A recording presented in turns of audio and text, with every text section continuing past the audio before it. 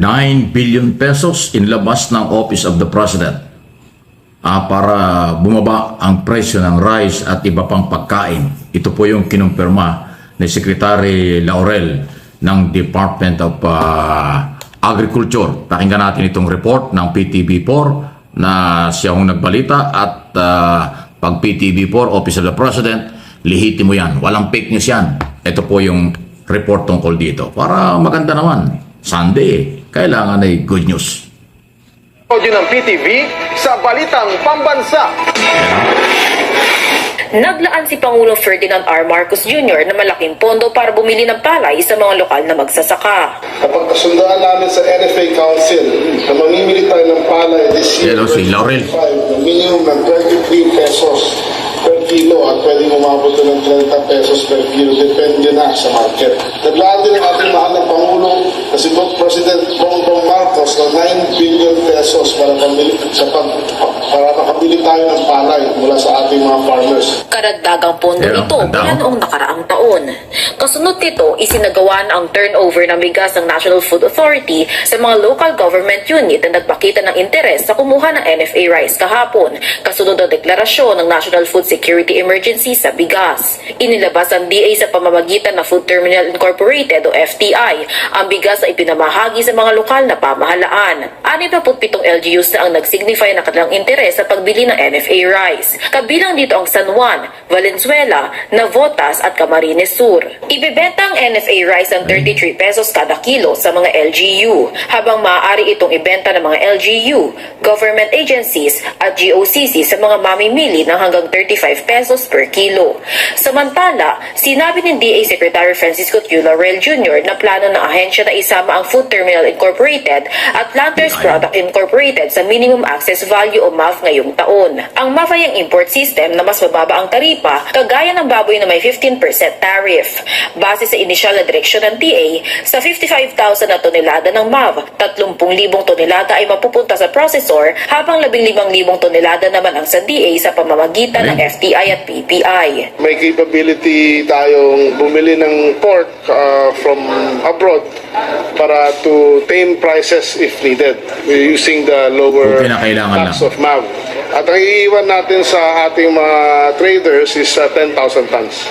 Equally distributed. Nilinaw ng kalihim na hindi delayed ang MAV ngayong taon dahil nasa unang kwarter pa lang ang taon. Target na ahensya na ilabas sa final allocation nito bago matapos ang Pebrero. Mula sa People's Television Network. Galing sa People's Television Network, PTV4, Office of the President. 9 billion, additional lang pala yun. Iba pa yung dating budget. Talagang ang budget ng Department of Agriculture, malaking bahagi dyan ay para nga sa Food Security Program ni Pangulong Marcos na from day one, ayan ang itinutulak. Hindi lang ho talaga maibaba ng biglaan kasi alam nyo, yung presyo, business yan eh. Pag bigla mo binaba ang presyo, aangal, masasaktan ang business community. Pagka naman tinaasan mo, pinabayaan mo mataas ang presyo, ang nirereklamo naman ay consumer. Kaya napakahirap po, kaya kailangan dyan balance. Parating pamasahe yan sa public transport.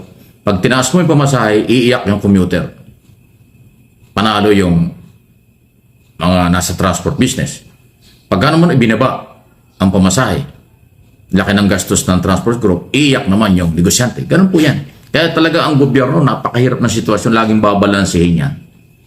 Yung pangako, hindi naman pangako yun yung pangarap. Iba kasi yung pangako sa pangarap. Although sinasabi ng mga kritiko na ang Pangulo daw inangako, hindi ho pangako yun. Ang kay Pangulong Marcos, pangarap niya na umabot ng 20 pesos pero hindi mangyayari yun.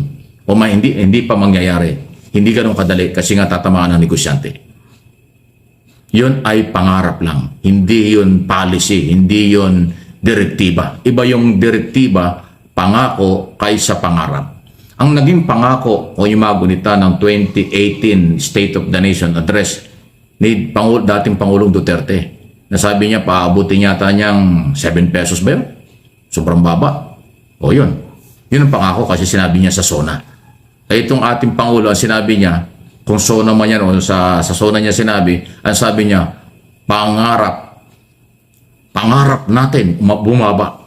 Hindi niya sinabing pangako ibababa. Magkaiba yun. Tagalog na Tagalog pag hindi naiintindihan. Pero ang interpretation ng mga kritiko, pangako. Ay iba nga yung pangako. Pangako sa'yo, iba yun. Kaysa sa pangarap ko. Ayan. Pag pangako sa'yo. Pangarap ko. O yan, pangarap nating lahat. Ayan, magkaiba yun. Kayo talaga, oh.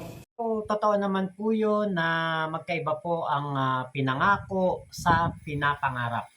So si PBBM po ay pinapangarap niya na mapababa ang presyo ng per kilo ng bigas sa 20 pesos. At hindi po niya ito ipinapangako. Diba? Pero sa nakikita po natin na pagtatrabaho ng ating Pangulo, talagang ginagawa naman po nila ng lahat ng paraan para po mapababa ang presyo ng mga bilihin at hindi lamang po ng bigas. Ngayon, ito kasi problema eh. Marami lamang ang tanong ng tanong, kuda ng kuda. Nasaan na yung 20 pesos na per kilo ng bigas na pinangako ni PBBM? Nasaan na yun? Nangangako, hindi naman daw pala kayang gawin. Pero wag nating kalimutan na si Digo nga nangako ng 7 pesos na per kilo ng bigas. Nagawa ba? Di ba hindi naman nagawa ni Digong? So ngayon, ito po ang isang magandang paliwanag kung bakit po hindi agad-agad maibaba ang presyo ng per kilo ng bigas. Panoorin po ninyo itong video na ito from Teyatan. Ginawan po natin ang video ang kanyang paliwanag para po mas maliwanagan ang atin pong mga kababayan at kanilang maintindihan kung bakit po hindi agad-agad maibaba ang presyo ng bigas. Panoorin po ninyo itong aking video presentation. Paano pala magiging 20 pesos per kilo? Ang bigas kung ganito, ang nangyayari sa rice trading, ano ang gagawin natin sa mga middlemen na to? If you have no idea who they are, let me give you a rundown based on what I know sa rice trading. 1. Palay traders. Sila yung bumibili ng palay at farm gate prices. Yung iba sa kanila independent, yung iba naman connected sa millers at wholesalers. Minsan nagpapautang sila sa farmers, basta exclusive. Nilang bibili ng palay sa mga farmers. 2. Rice millers. Ito yung mga may-ari ng rice milling facilities. Usually, direct silang bumibili ng palay sa farmers pero minsan naman bumibili sila sa palay traders or middlemen. After milling, these rice millers sell milled rice to wholesalers, commission agents, middlemen brokers, and retailers. 4. Wholesalers. Sila yung bumibili ng maraming sako ng bigas sa mga rice millers para ibenta sa retailers, kagaya ng mga bigasan sa public markets, along-the-road rice merchants at sari-sari stores. Nagbebenta rin sila sa mga institutional buyers, e.g., supermarkets, restaurants. Yung mga nakikita niyong binebenta na bigas sa urban areas, usually wholesalers ang mga nagsusupply dyan. 5. Retailers. Sila ang bumibili usually sa mga wholesalers, pero minsan naman, binibili nila directly sa mga rice millers. Ang mga retailers ang nagbebenta ng bigas directly sa mga consumers. So yung 56 kilo na binibili nyo, maraming patong na yon. 6. Consolidators or cooperatives. There are organized groups that pool rice from multiple farmers and sell in bulk to millers, wholesalers, or exporters. Ang maganda sa cooperatives, hindi na dumadaan ang palay sa middlemen kaya mas mataas ang bayad sa mga magsasaka. 7. Exporters. Sila ang bumibili ng large volume of rice para sa international markers. Usually, bumibili sila sa malalaking millers or cooperatives. 8. Financiers or loan sharks. 5-6 lenders. Ang main business talaga nila ay pautang na may mataas na interest rate, usually 20% yung interest. Paano nila sinisigurado na mababayaran sila ng farmers? Usually, they require the farmers to sell them their harvest at a lower price. Tapos, binebenta nila ng palay ng mas mataas ang presyo. Kaya to compete with these middlemen, we have NFA na bumibili ng palay sa mga magsasaka sa mas mataas na halaga para hindi makapag-compete ang mga middlemen. Pero since market economy naman ang Pilipinas, mas marami pa rin ang mga rice traders at middlemen. Hindi naman sila pwedeng ipagbawal dahil hindi naman krimen ang mag-markup since may value added. Naman sila sa like transporting, milling, and packing.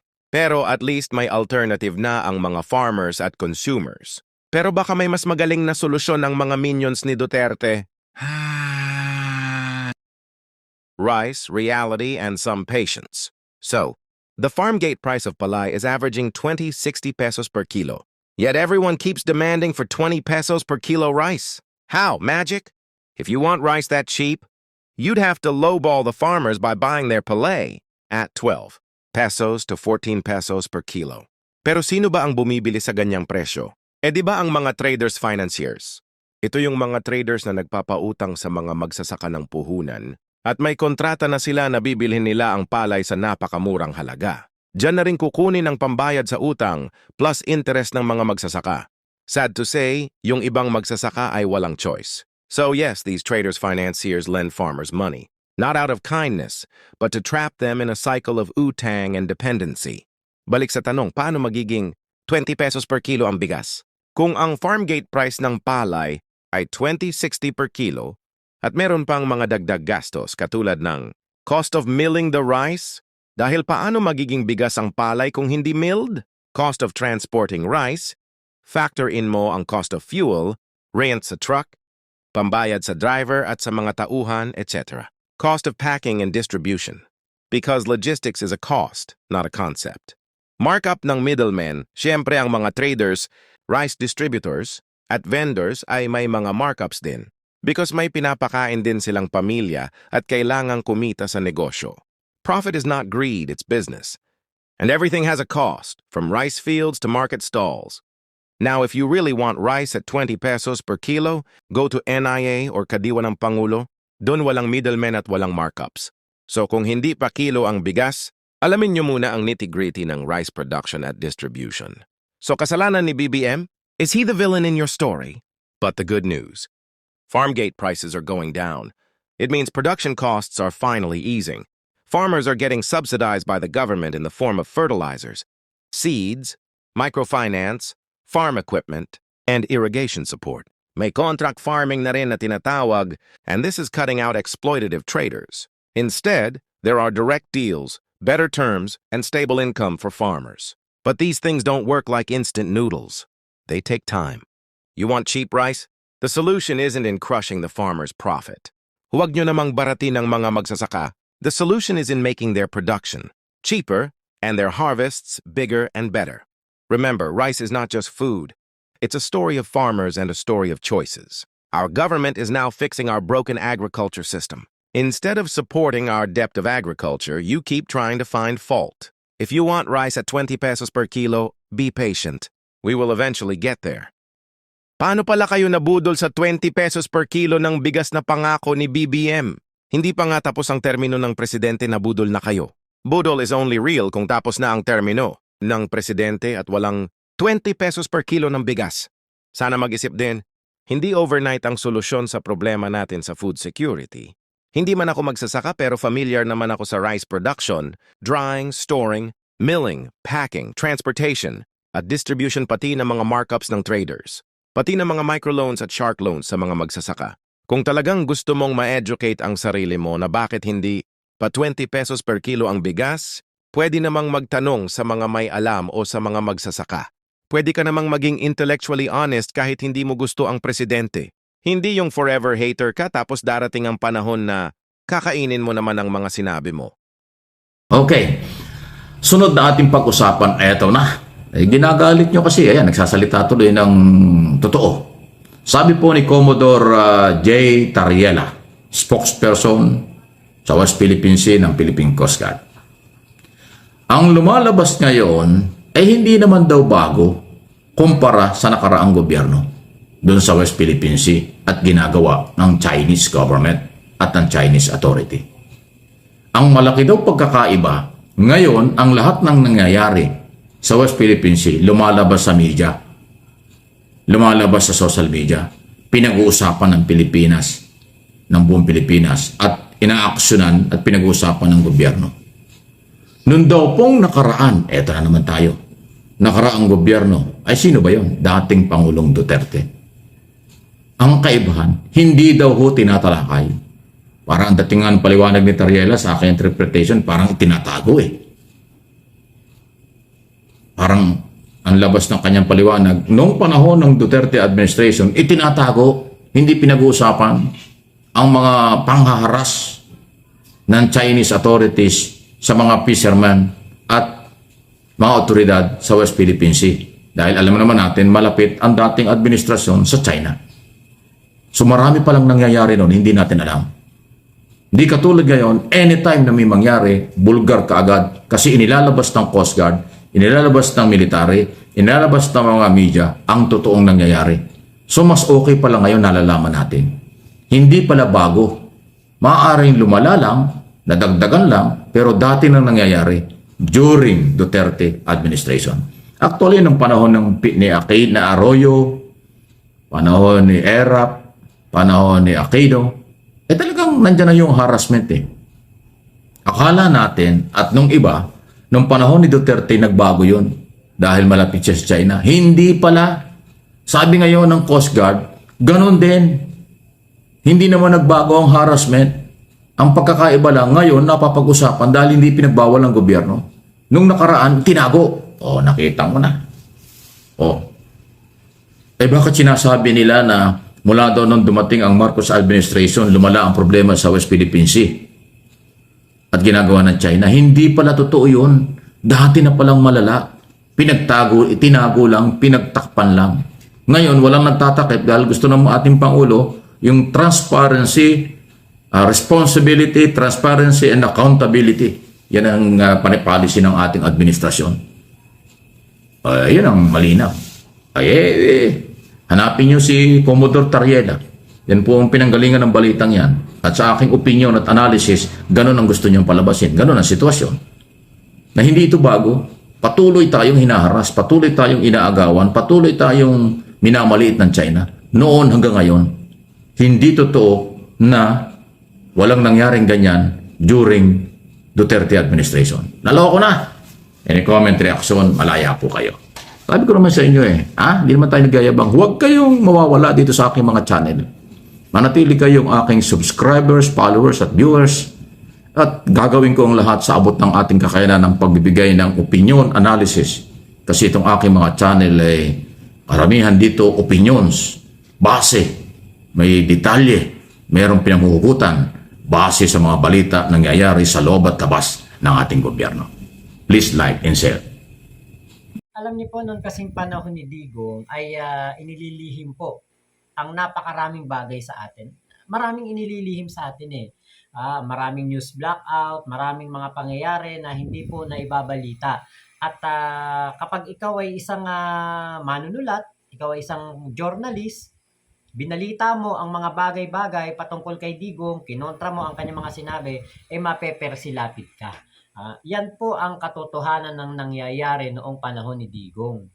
Kaya po hindi na katakataka na masabi yan ng ating Commodore J. Tariela na mayroon pong mga mas matitinding pangyayari noong panahon ni Digong pero hindi po ito na ilalathala, hindi po ito na ibabalita. So ngayon po, nagbigay din po ng pahayag itong si Commodore J. Tariela na mag-ingat daw po sa pagboto ng mga kumakandidato na kumikiling po sa mga tsekwa.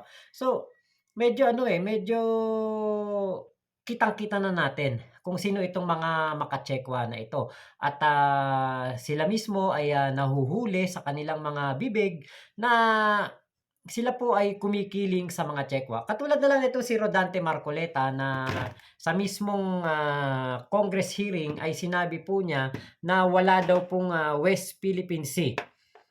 Samantalang ang atin pong mga Coast Guard ay hirap na hirap po sa pagtatanggol sa ating soberenya, sa ating mga isla dyan po sa West Philippine Sea. Hirap na hirap sila sa pagpapatrolya, hirap na hirap sila sa mga nararanasan nilang pambubuli ng mga tsekwa.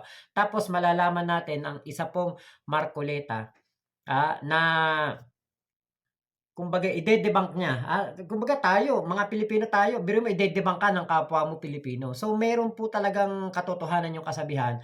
Nung ako po ay nag-abroad, meron po akong tiyuhin na nagpaalala sa akin na kapwa mo Pilipino ang hihila sa iyo pababa kapag daw po nagpunta ka sa abroad. So ngayon, dito sa kay Marcoleta, hindi lang sa abroad. Kahit dito sa bansang Pilipinas, kahit nandito ka pa sa Pilipinas, may hahatak at hahatak sa'yo pababa. Diba? Yan po ang hindi po maitatanggi na katotohanan. Kaya nga po syempre, diba, tayo naman ay laging nakatuon dyan sa balita, lagi nating napapanood. Maya't maya, merong mga nangyayari pong insidente dyan sa West Philippine Sea na sangkot po ang mga Coast Guard natin at ang mga tsekwa. So ngayon, mas naibabalita, mas naihahatid po ang tamang impormasyon at ang mga tunay na pangyayari doon po sa West Philippine Sea. Mas nakikita po natin ngayon na ang atin pong leader, ang atin pong presidente ay meron po talagang bayag para po ipagtanggol ang dapat na sanay atin. Hindi katulad ni Digong na dumidila po sa tumbong ng presidente ng mga Tsekwa. Yan ang mahirap, di ba? Si Digong, ang ginawa niya, sa halip na natuwa na nga ang mga Pilipino dahil anti-oligarch siya, yun pala, hindi pala siya magiging pro-Pilipino. Magiging pro-Tsekwa pala siya. Kaya nga po, umabot tayo sa punto na tayo po ay naging Pogo capital of the world. Tayo po ay naging isa sa mga pinupuntahan ng mga sindikato ng sugal dito po sa mundong ibabaw dahil nga po sa pagpapaligal ni Digong sa Pogo. At hinikayat pa niya ang napakarami pong mga sindikato. Di ba? Kaya nga diyan tayo nagkaroon din ng mayor diyan sa Bamban Tarlac na isang Tsekwa dahil nga po sa ginawa ni Digong. Di ba? Nakita niyo naman ang napakalaking building diyan sa likod ng Bamban Tarlac Municipal Hall. 6 na bilyon ang nagasto sa pagpapagawa at wala man lang nakapansin from the national. Panahon ni Digong. Yan po ay ginawa. Wala man lang nakapansin na merong ganong kalaking building na ginagawa sa likod ng munisipyo ng Bamban. Di ba? Nalukob po tayo. At nagumun po ang ating mga kababayan sa sugal dahil po sa ginawa nitong si Digong na pagpapapasok sa Pogo. Ano nangyari? Nasa na yung mga leader at yung mga may-ari ng Pogo? Wala. Puro yung mga tauhan ang nahuli. Mga manager. Pero yung talagang pinaka-big boss, wala na po rito sa ating bansa. Mga nakatakbo na po. So, panahon ni Digong, Parmali. After Parmali, nag-divert sila sa Pogo. After mag-divert sa Pogo, ang kanila pong ginawa naman ay yung sa illegal na droga. Di ba? Lahat po ay may connection at lahat po yan ay nangyari nung panahon ni Digong. Pogo, droga, at yan pong Parmali. Lahat po ay may mga koneksyon. Nakita natin ang mga koneksyon nila doon po sa ginanap na Quadcom hearing sa Kongreso. Hindi maitatanggi. Panahon ni Digong, lahat po yan ay nangyari. Diba? So, napakahirap po na papasukin pang muli ang liderato ni Digong sa ating bansa. Yung kanyang mga senatoriables, kapag po yan ay nanalo, tsak na malaking delubyo po ang maidudulot niyan sa ating bansa. Nawala na tayo ng isang tinik sa ating buhay o pag nagpapahirap sa mga Pilipino at yan ay si Digong. Ngayon, kapag nanalo po ang kanyang mga senatoriables, madadagdagan na naman ang problema ng ating bayan at mauudlot po ang ating pag-unlad dahil po wala namang ibang gagawin ang mga senador ni Digong kung hindi ang ipagtanggol ang kanilang poong anito. Kaya lang sila nag-a-apply bilang mga senador ay para po mapangalagaan ang interes ni Digong at ni Kibuloc. At hindi po sila kumakandidato para maging senador para maglingkod sa bayan at interes po ng mga Pilipino ang kanilang uunahin. Hindi po, ang uunahin po nila ay ang interes ng pamilya Duterte, lalong-lalo na ni Sara. Dahil yan po ang natitira na lang nilang matibay na kapit dito po sa gobyerno na ito at mukhang nanganganib pa na masipa sa Office of the Vice President. So abangan po natin ang mga update dito sa pangyayari na ito. Salamat po sa video ni Sir Mike Abe. Ingat po kayo. Nasaan mang panig kayo ng mundo, huwag kayo maniniwala sa fake news. Ingat po kayo. Mama chup chup. Love you. God bless us all, Pilipinas. God first. Salamat po.